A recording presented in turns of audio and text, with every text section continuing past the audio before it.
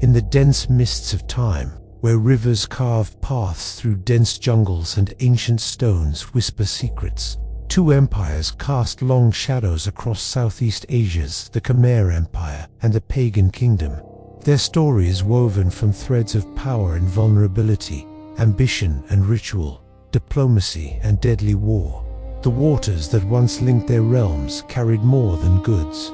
They bore emissaries, spies, and soldiers whose fates intertwined like the roots of the mighty forests. Beneath soaring temple spires and within the halls of kings, veils of power fluttered, masking fragile alliances and brewing conflicts. This is a story not of clear victors or vanquished, but of survival amidst shifting sands, where the line between friend and foe blurred in the humid heat. The Khmer and Pagan kingdoms stood as titans of their age, their histories entwined in a dance of dominance and submission, their peoples living, dying, and enduring in the shadows of gods and kings. To understand their relations is to glimpse a world where war was sacred, peace precarious, and every action carved into the stone of time with the sharp edge of consequence. Part 1. Crossroads of Empires, Diplomacy, War, and Exchange.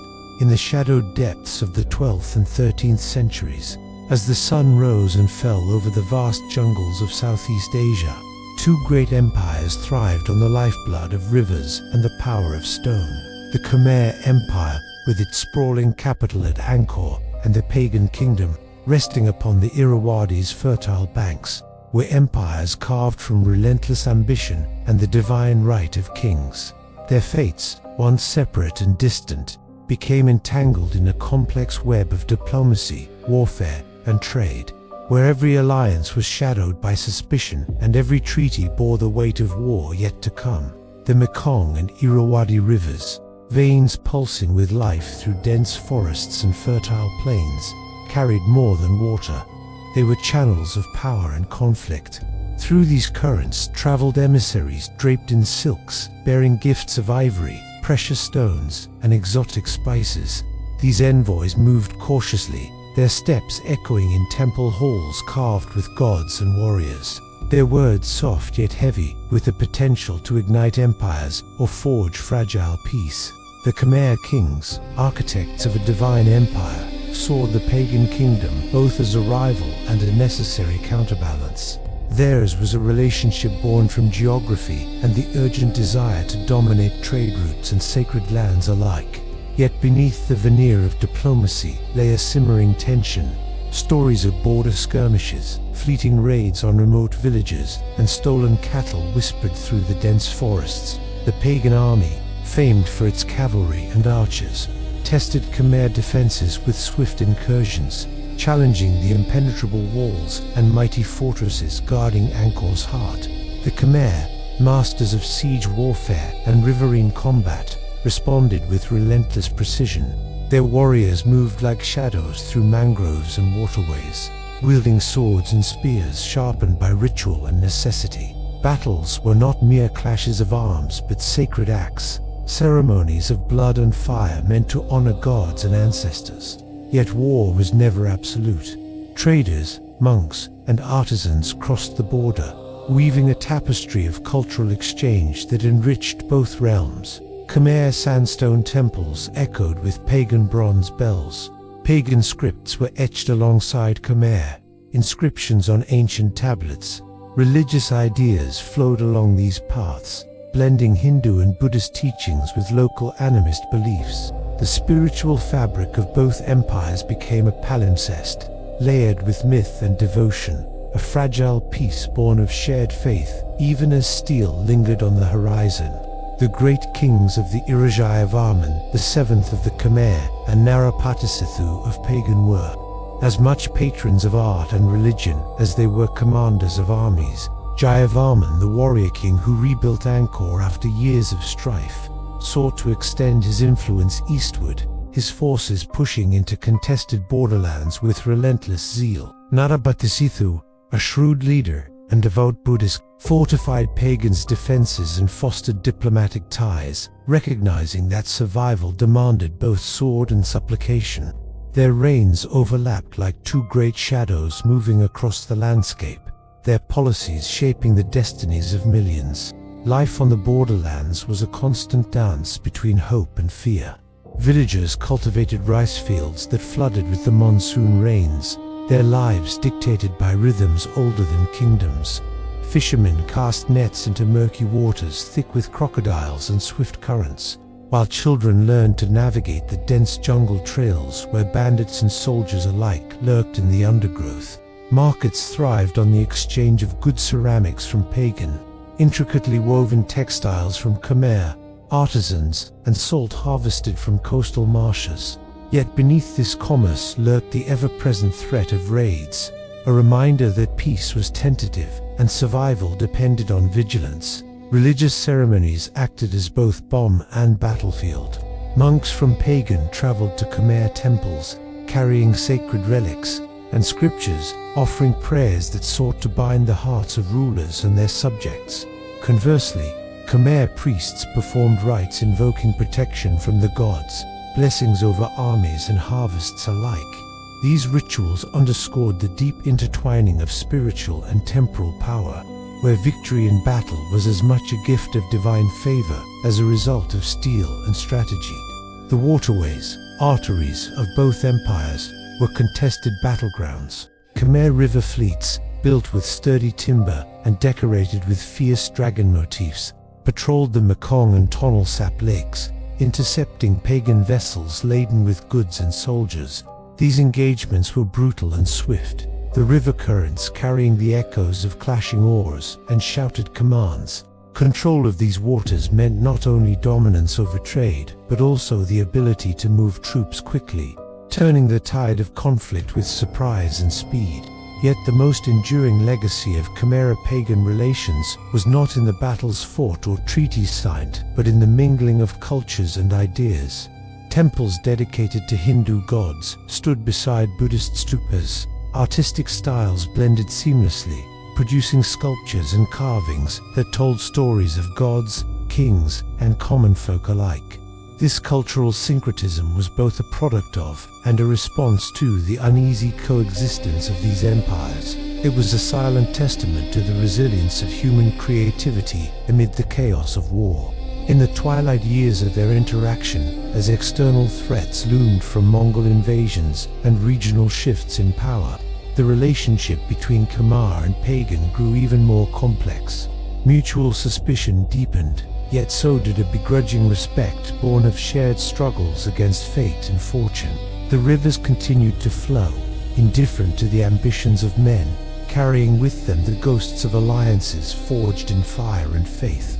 This story of Khmer and Pagan is not a tale of clear-cut conquest or peaceful alliance, but a layered saga of survival, negotiation, and identity.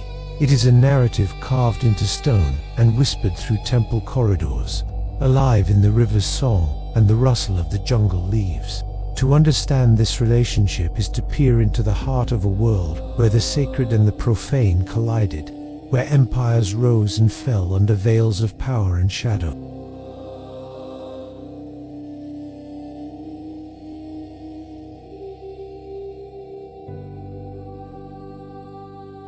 Part 2.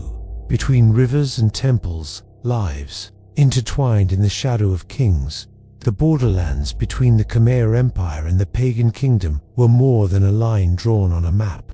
They were a living, breathing crucible of endurance and adaptation, where the pulse of life beat against the ever-present drums of war and faith. Here, amidst tangled jungles and winding rivers, survival was a relentless struggle that shaped not only armies, but the souls of those caught in the shadow of two great empires locked in a constant dance of dominance and defiance. For the villagers who tilled the earth and the soldiers who marched through the dense foliage, every day was a testament to the fragile balance between hope and despair, faith and fury. The rhythm of life was dictated by the seasons and the gods. As the monsoon rains swelled the Mekong and Irrawaddy, communities scrambled to harvest rice fields before floodwaters claimed the land. Fishermen, navigating treacherous currents thick with unseen dangers, cast their nets with prayers whispered to ancestral spirits and river deities, hoping for sustenance in times when war drained resources and scorched earth threatened famine. Women and children fortified their villages, weaving bamboo fences and stockpiling food, their hands steady but hearts heavy under the weight of looming conflict. Temples were both sanctuaries and stages for the spiritual warfare that ran parallel to the battles waged with sword and spear. Monks chanted in deep, resonant tones, their voices carrying through ancient stone halls, etched with the images of gods who promised protection and vengeance alike. The Khmer kings sought divine favor through elaborate rituals, sacrifices of animals, offerings of gold and jewels, and the construction of towering monuments that reached toward the heavens as if to defy the chaos below. Meanwhile, pagan priests maintained their own rites, their incense smoke mingling with the humid air, casting prayers for the safety of their people and the defeat of their adversaries. Warriors were bound to these spiritual codes, their weapons an extension of divine will. The Khmer soldiers, armored in lacquered wood and wielding curved swords, moved like shadows along the riverbanks and jungle paths. They knew the terrain intimately, using the dense foliage and winding waterways to launch surprise attacks against pagan patrols. The pagan cavalry, nimble and fierce, countered with swift raids aimed at disrupting Khmer supply lines and sowing fear among border settlements. Each skirmish was a brutal test of endurance and tactics, where the environment itself was a merciless adversary, swallowing men whole in the relentless embrace of the jungle.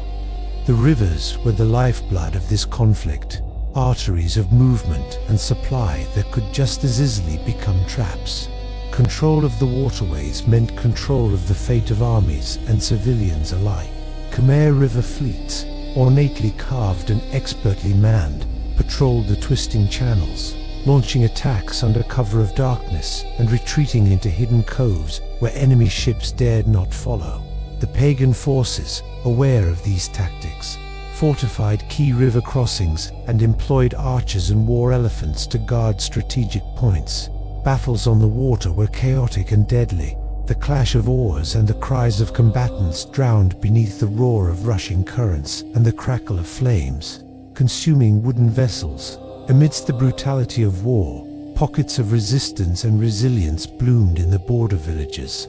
Farmers and artisans, though caught in the crossfire, found ways to adapt. They exchanged goods across enemy lines, trading pottery, cloth, and food in secret markets held under the veil of night.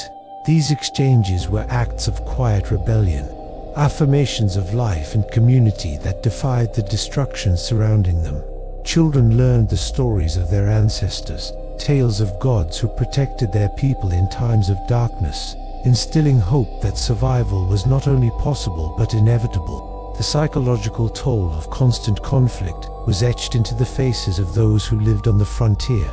Elders recounted nights when the sky was ablaze with the fires of burning villages, when the screams of the wounded echoed through the forest and the scent of death hung thick in the air. Yet even in these darkest hours, rituals persisted.